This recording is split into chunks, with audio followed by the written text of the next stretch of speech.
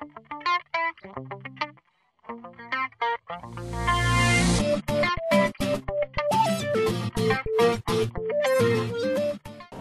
we're continuing in Likutey Moharan Tinyana, Torah Daled. Torah Daled, Siman Daled. Paragraph Daled inside the chapter Daled. So we want this. We said in previous shiurim that Hashem can't sustain the whole world through His complete chesed without any participation and help from us, and we have to receive this chesed. If we want to receive this chesed, we have to have the right vessels for this chesed, and we have to get this chesed in the right proportions also. B'hadroga means in the right level. Because we can't accept complete chesed. If Hashem were to give His complete chesed to us, we would not be able to accept it properly. Why? We would totally we would cease to exist from Hashem's great chesed. Kind of like if you were to take a light, if you were to take a small light, or if you take let's say a laser light, I have this laser that my son plays with, and if you bring it into a dark room, you can see it very well. If you bring it into a room with a little bit of light, you can still see it. But if you bring it into a very bright room, you really can't see it anymore. Like it's very hard to, if you take it out to the sun, you shine it on the floor where the sun is shining, so you can't see it anymore. So that's like a mashal where the chesed is so great, the light that Hashem could be mashpia on us, could give us, could be so great that we would cease to exist. We would be b'tilim b'metzius. Our existence would cease.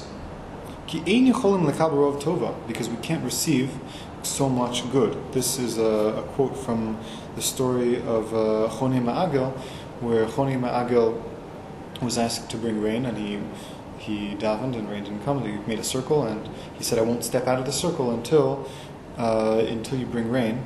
And Hashem brought rain, and at first it was I think it was small drops, and he said, "That's not the rain I was asking for. I was asking for."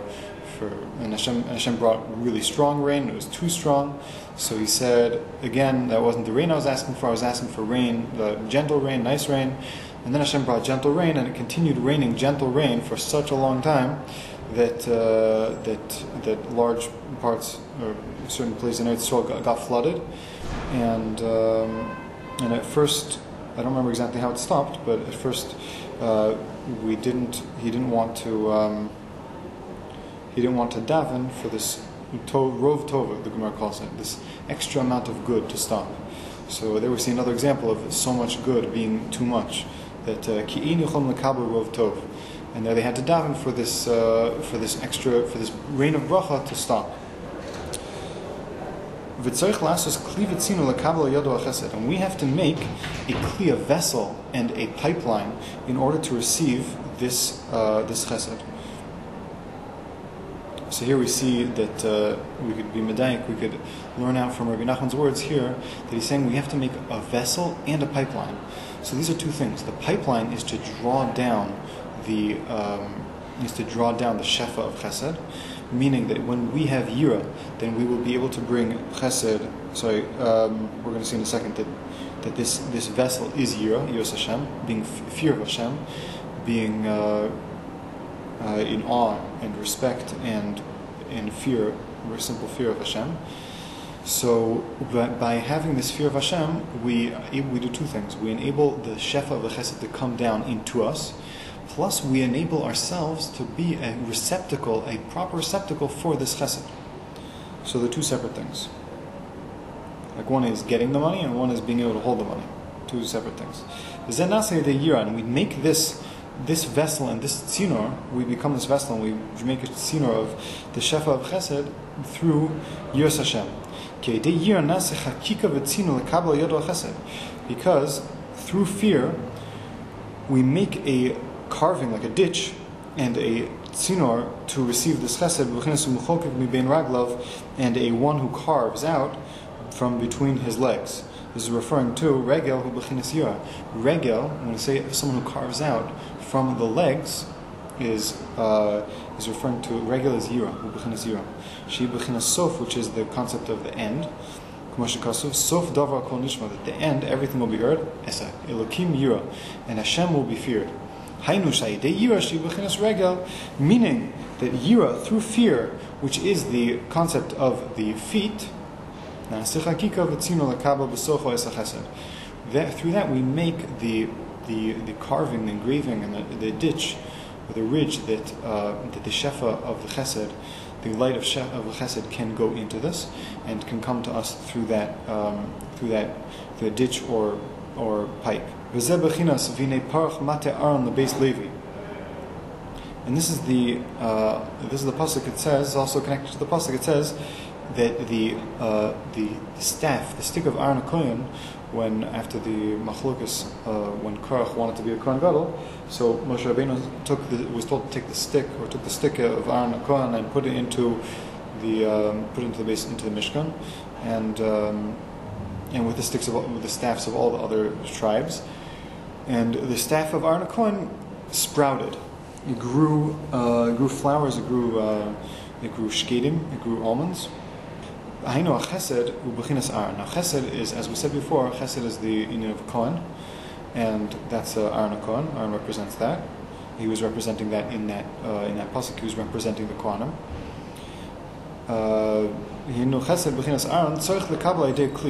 We need to receive this bechina of Aaron, the concept of Aaron and Kohen and Chesed. We have to receive it through a kli, through a vessel, shu bechinas yira, which is yira, sitra de Levi, v'zeh bechinas begvuras yesher yamino. We have to receive it through the concept of Levi. The Levi is as we said, explained before, Levi is the left side, is the gvura, is the yira of Hashem. Fear of Hashem is the midah of Levi. And we have to receive the chesed of Aaron through Levi. That's why it says Aaron lebeis Levi. V'nei parach mate Aaron lebeis Levi. That the staff of Aaron, which is chesed, it sprouted, and this could be referring to the fact that the light God HaMashacha, it came down through Levi, from Beis Levi. V'ikar hayira nasa ayedei hisgalos haratzon. Now, how do we get onto this to yira? We said, in order to get to chesed, to this chesed that will enable us to be able to sit back and to be totally enveloped in mitzvahs and not to worry about taking care of our physical sustenance, at least, and our work will be done by others, and we won't need to arouse the 39 malachos of Ma'aseh Bereshis. This is done through the chesed. So how do we get to the chesed? We said we get to the chesed through the yira, through fear of Hashem. And how do we get to fear of Hashem? That's done through Isgalos HaRotzon. Through revealing the Rotzon of Hashem, that the ultimate power is only the Rotzon of Hashem. Bechinas Rotzon Yuriya V'yaseh. It says that the Rotzon of His feared ones, this is connected to Yira, Yaseh, will do. Shahidei Isgalos HaRotzon Nasa Yira. That Yira is done, as he's dashing out the pasuk, that Yira is done through the Rotzon. Here we have Ratzon, which is referring to the Ratzon of Hashem. Yiriyav is referring to attaining Yira, and Yaseh is referring to the fact that Ratzon makes Yaseh brings to Yira. Hainu ayedesh isgalus haratzon ayedesh nisgale shakom isnag b'ratzon yisbarach. Meaning, what does it mean, Ratzon of Hashem? That through the Ratzon of Hashem means through revealing to oneself and possibly to others, that everything runs through the Ratzon, through the complete, only absolutely desire of Hashem. Because Hashem created everything according to His will. His will, He wanted, He said, and the world was created. He was not obligated in any way. He wasn't forced by any nature. There was no nature that binds Him. He is above any type of nature, any type of obligation. And he sustains and gives life to everything, all through His ratzon, through His desire to sustain and to give life. There is no power forcing Him to do anything. There is no nature above Him. There is no constraints of nature that He exists within, and therefore He's free to do whatever He wants.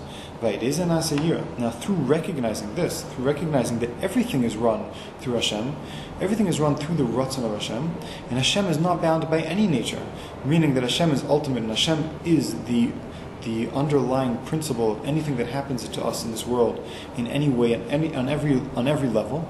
When a person wakes up in the morning and he doesn't feel well, so it's all because of Hashem. When a person goes to work and gets a raise, so it's all because of Hashem. It's not because the disease was festering in his body for 3 days before, like the doctors say, or that he was working so hard and doing so well that his boss decided that that he needs more money. His boss does not decide. Boss does not decide for a person if you're going to make money or not make money. It's completely in the hands of Hashem. Hashem could make a person have a raise even if he's not deserving, and Hashem could make a person not have a raise even if he is deserving. Hashem could make a person sick even if he isn't supposed to be sick, according to the doctors, and he can make him better even if the doctors think that he should be sick. And there is no complete obligation in nature. Nature doesn't completely obligate anything, and everything is run by Hashem. Now, really, we know that sometimes Hashem's ratzon is to go with nature, and Hashem does not want that people should be climbing out of windows and doing crazy things and saying, well, Hashem runs the world anyway. If I'm going to die, Hashem is going to take care of me. That's part of ratzon Hashem. Hashem wants us to a certain extent recognize or to go more or less by nature, but according to the level that a person can recognize that Hashem is completely the only one that's in charge, that's how much nature, he doesn't even have to go by, even on the outside, to act as if he's going by regular rules of nature. Because Be'emes Hashem controls everything, and really if a person were to walk out a window, it is completely Hashem's decision whether a person will die or not. But like Rabbi Nachman is where the Maisa where he told his daughter, I think, to light vinegar when they didn't have oil, and he said that the one who says that oil should light in general, Hashem says oil should light if you have a candle and a wick and you have a lighter or a match. Nature would seem to dictate that the candle should be lit if a person tries to light it, and the same one who makes the oil light can also make vinegar light. It's no different no difference for him. And really, that's how the whole world works. We're not zoche to see revealed miracles on a regular basis, and we have to act at least in a very, when it's very clear that a person will die by jumping off a window, or very likely that he will die. It's a mitzvah for him to be careful not to do these things, obviously. But when there are a lot of ways Hashem could bring a person money. There are a tremendous amount of ways. He doesn't need to dafka make it through his boss. Hashem could make it through other ways, and it's not a revealed miracle when a person gets money from elsewhere. And therefore, there are many things that are like this. Most things are really like this. That there are not clearly absolute things that a person must do. Chiyuv of ishtadlus, which is a whole topic in and of itself. But the bottom line is that Hashem rules the world completely. And according to a person has to recognize this, and a person has to reveal it to himself and also to others. Yeah, but the simple understanding here is you have to recognize this for yourself. Now this recognition is going to lead another thing. Once a person recognizes that Hashem is completely in charge and there is no real concept of teva, we're going to see that develops, that obligates there to be, or that allows there to be, a schar v'onesh. This creates fear of Hashem in the following way. Through this, recognizing that Hashem is completely in charge and there is no real teva, this creates schar v'onesh. This creates the ability, the person can recognize there is now schar and onesh, there's reward and punishment. And it is possible, it is appropriate to be afraid of Hashem. It's now that a person realizes that Hashem runs the world.